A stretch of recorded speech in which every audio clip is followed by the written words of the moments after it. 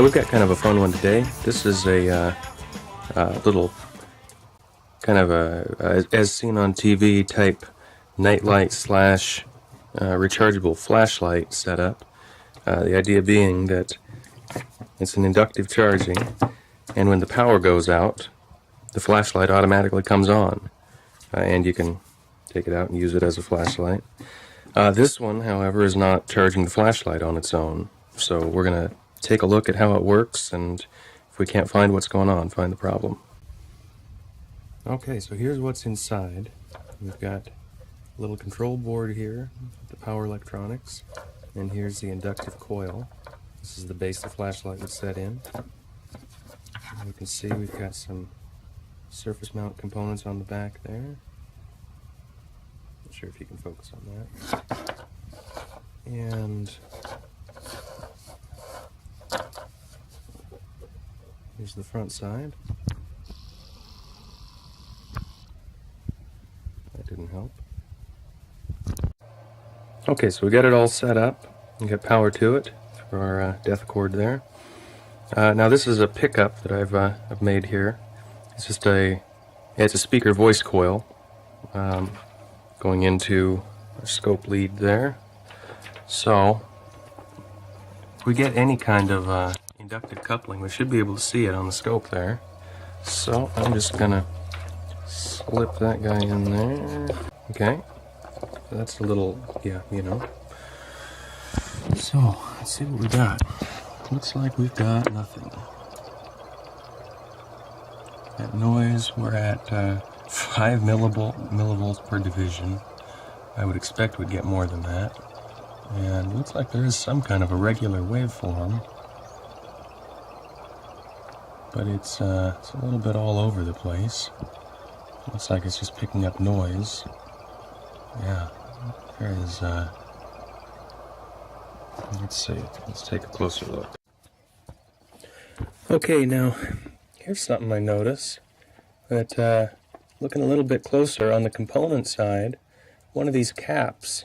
The high voltage caps on the inductive charging side is broken. The lead's broken where it goes into the board. So I think there's enough lead there that we can just kludge a patch onto it, bring a wire up from the trace side and solder onto the lead that's there. So that should be an easy fix.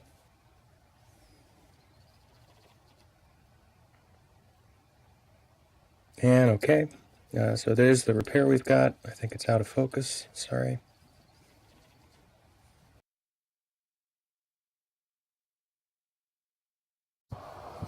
Okay, well this is kind of interesting, that same noise we were seeing before, we actually see with the unit unplugged. So we've made our repair. Let's see what happens when we range this down a little bit. See what happens. I think we got it. At least if it wasn't the problem, it was a problem. And hey, we got a slope of some kind. Look at that. What do we got?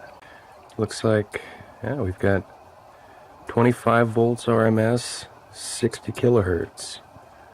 I wanted to go into a little more detail how the board works and some of the components on the board, so let's take a look at that.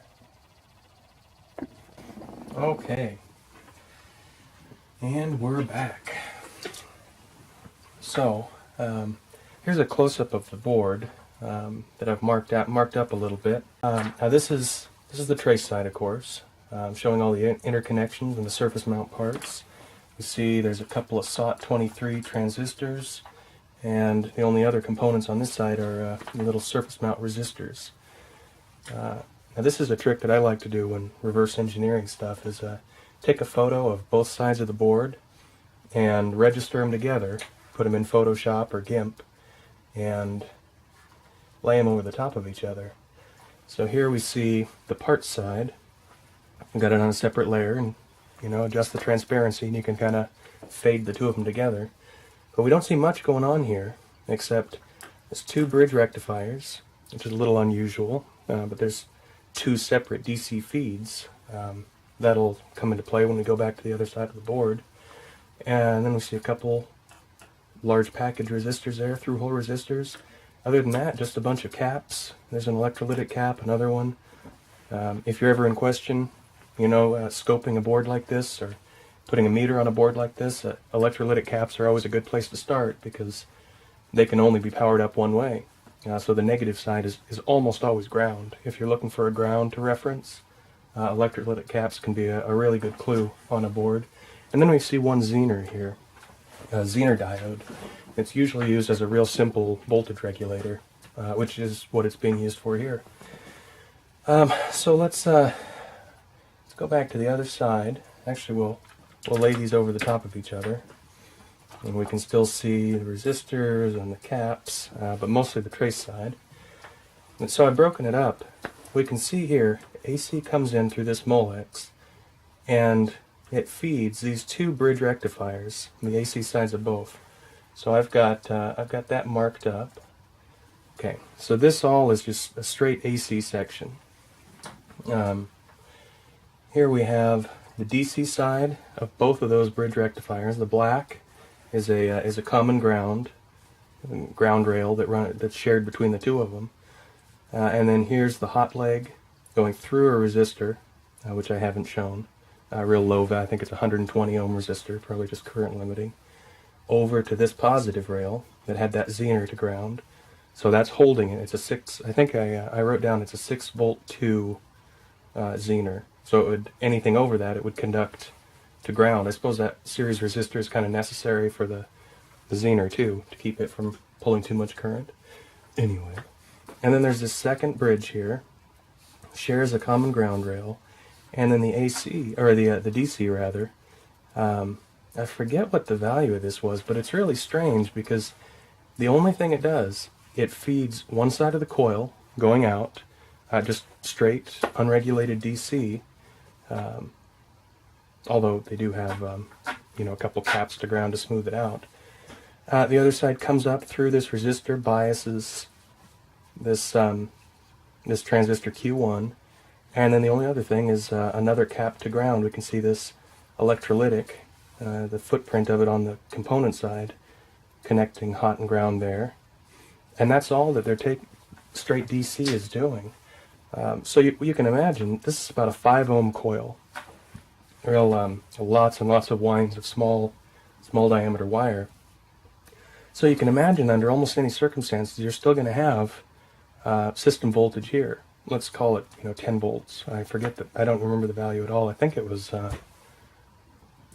pulsating DC, so it was kind of a strange thing to measure, and it didn't matter. I don't think. So what happens? This is kind of a clever circuit they have set up here. This, kaboom, in the yellow outline, this is the entire charger circuit. That's it. It has ground coming in here, DC coming in here. Now just to look at this section of the board, that whole blue section, these two transistors and all the two LEDs, of course, the photoresistor on the other side of the board, those are all just for the night light. So we can disregard those for now. It's kind of an interesting circuit, but not much to it. It just has 3 modes. You can, with this switch here, you can turn the LEDs on, you can turn them off, or you can turn them to auto, which uses this photodiode,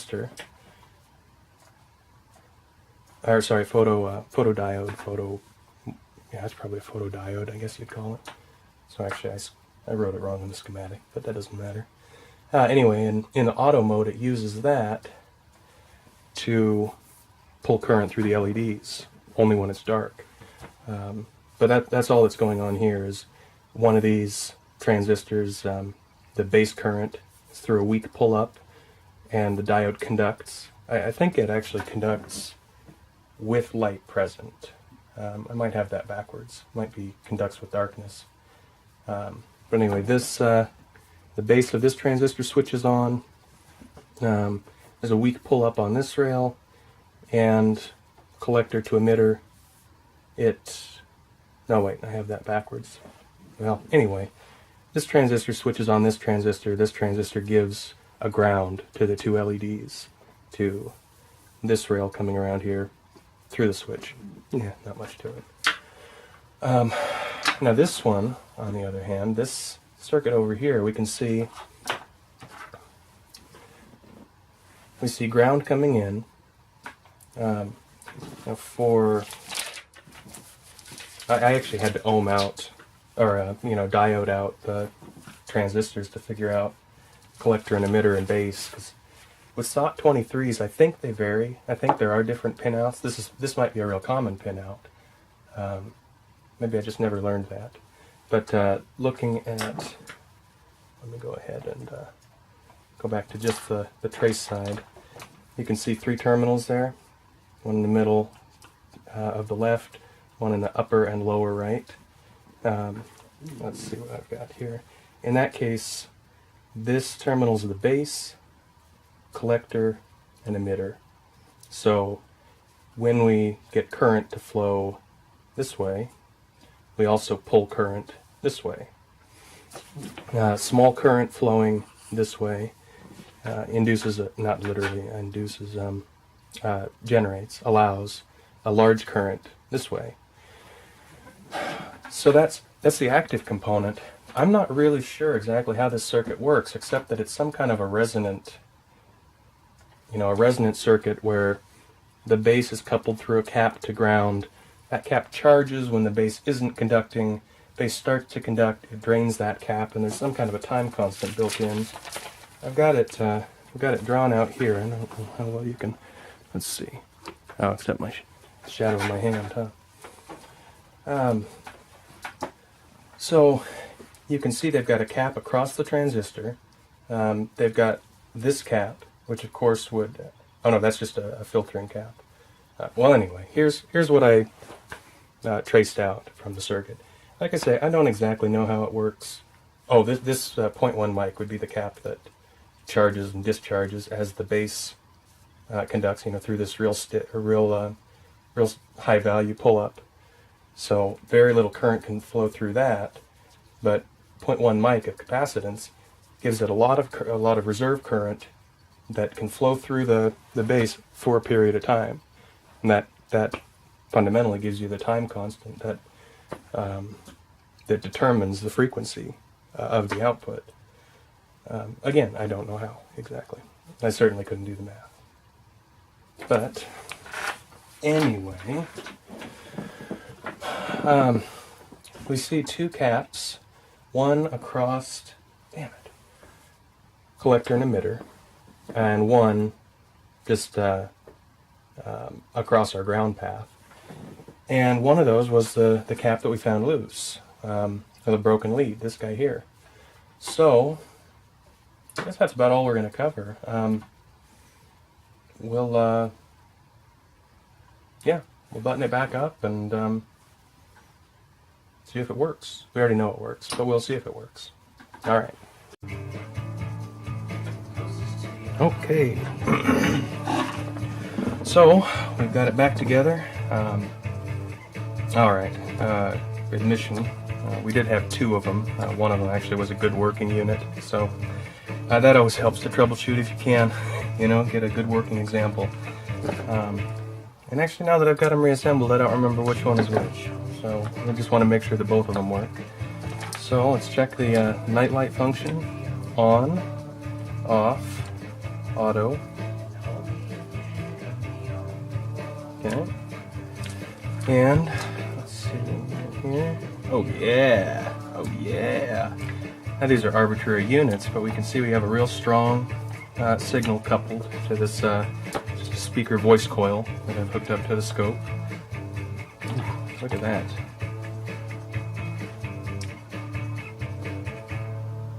Yeah, I mean these numbers are meaningless because they're going into a real high impedance input, but we can see something happening. And more importantly, we can see the flashlight works. These both have a charge on them now, but I did verify that that worked. So let us set that aside. Check this one. On. That's not off, but auto. Auto's dim, but it is on both of them. I'm going to consider that just fine. Plus, with the translucent housing, we're not getting really dark. We might have to time-lapse that to trip the photodiode. Or we could look at current consumption on the AC side. There we see that same 60K signal. Or you could just wait for the battery, about the same amplitude. And hey, there's something. Okay, good enough. Maybe this one is. If it won't take a charge, hold the charge. That'll become apparent in the next hour or so. But we're gonna call it good. So, all right. Thanks for watching, and stay tuned. More to come on the occasional Radcast. Woo!